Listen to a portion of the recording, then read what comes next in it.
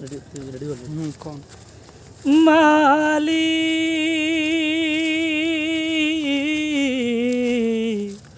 মালি একটি ঘর বানিয়ে দিও,